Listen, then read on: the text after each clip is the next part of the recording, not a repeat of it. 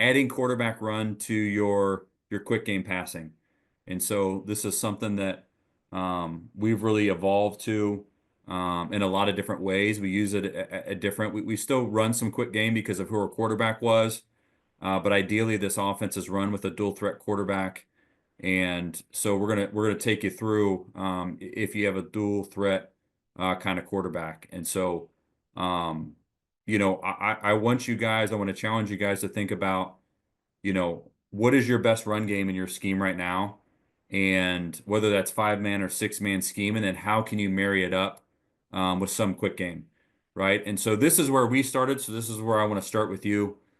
We started in this world of um, of a quarterback run RPO here. And this is just a simple what we call a pop concept here. The number 3 guy to the field, he's going to get pretty wide. I know I don't have hashes drawn here, but he's going to get pretty close to that hash. I don't want him any closer to the center than 1 yard inside the hash. So he needs to be pretty wide. And we just put him on a straight hitch. The number 2 guy there, or Y, we've had him, do anything from a bubble all the way up to take 3 steps up and stop. You just need some kind of quick check down. We've evolved this too with more concepts than just this pop concept, but this is really where we started. So I want to start there with you.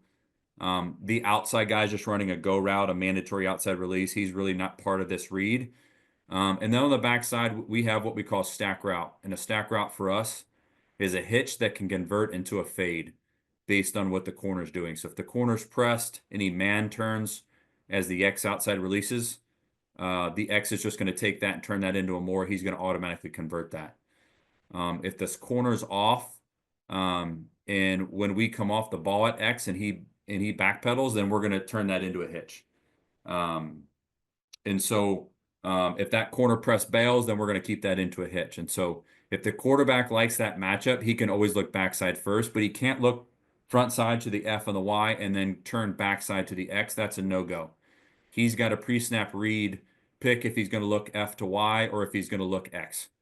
And so why I really like this is you can really teach really young kids this. I think this is great for high school kids because all you're teaching the quarterback to do is take quick footwork. He's going to catch it and go left, right, and he's going to look to where he's going to throw it. And if the guy's open, he throws it.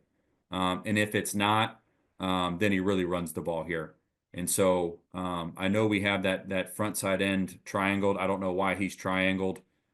He shouldn't be. That's not a guy that we're reading. We're really reading that space for the F. So if that F is open and he can get it in there, he's going to go ahead and throw the ball. If that field safety spins down, he doesn't like it. So basically, if you like the throw, just pull it up and throw it. If you don't like the throw, the quarterback just tucks it and runs it. And you can see that we have everybody blocked here in the box. So we still have a 6-man run scheme here in the box, just running normal counter for us. And so sometimes that bull may get in the way of the backside throw, but honestly, if he does, the quarterback's going to see it. He's just going to really step up in the pocket, let that guard kick him out, and he's just going to run the counter. When in doubt, you're going to run the ball. If the quarterback gets spooked, hey, just run the counter. And that's what I really like about it. And so I'm going to show you guys this film. Hopefully this film, I'm actually going to reshare this real quick just to make sure I've optimized the, yeah, I did. Okay, good. Just want to make sure this video comes across as smooth as possible. And so this is like really basic teach tape for us. So this is where it all starts. So we have 27 pop here. Our tailback really can go anywhere. He can start and come across. That's the easiest, but we don't want to get too predictable, knowing that, hey, every time back strong, he's going to come across and counter. So you'll see this back kind of counter step in and then go up. That's really not what we're doing. Like, we're going to read this space right here. You can see we've got 3 detached and this Mike's in the box. So the quarterback already has a pretty good idea pre-snap. He likes that. So he's just going to catch it, go left, right, and once we have that space, you can see the throw's already gone. And so the ball gets out way before this backside end, the guy that we're pulling for, actually the quarterback's blind side. You can see that pulling guard really is going to get a piece of him, but you can see the ball's left, right, ball, it's out. We catch the really easy hitch and we're out. Some people have asked me, hey, why with this number 2 guy, why don't you just run a straight bubble here? We found that like these Sam linebackers, The second they know we're running this concept and they feel number two run a bubble, then they just sink here, right? And then if they know they can always corner cloud this and things like that, and they can kind of lock us out of that throw. And so we've just thought this was just as effective for this guy to take 2 or 3 steps up and stop. It's a shorter throw for the quarterback as well. And so we ended up just liking that one a little bit better than bubbling number two. Became a little bit simpler. This receiver down here at the bottom, I don't like this. I want him to go outside release no matter what. You see he goes inside. So I wouldn't have liked that because they're forcing him right to the thing. But let's say the quarterback did look down here to the left. He sees this guy inside release. That's going to trigger a no for him, and then he's going to run the counter. And so you can see sometimes when these ends see that it's passed, these ends rush way upfield. So it's important to tell your quarterback his first move, if he doesn't like this for whatever reason, he's going to tuck it and run it. He needs to run vertical first because if he thinks he's running counter left and he steps out, this end sometimes can make the play. Those quarterbacks get spooked a little bit. So if he doesn't like it, even he gets to this point, he doesn't like it and he tucks it away, he needs to run vertical. And you see we're going to have a nice little seam there for that.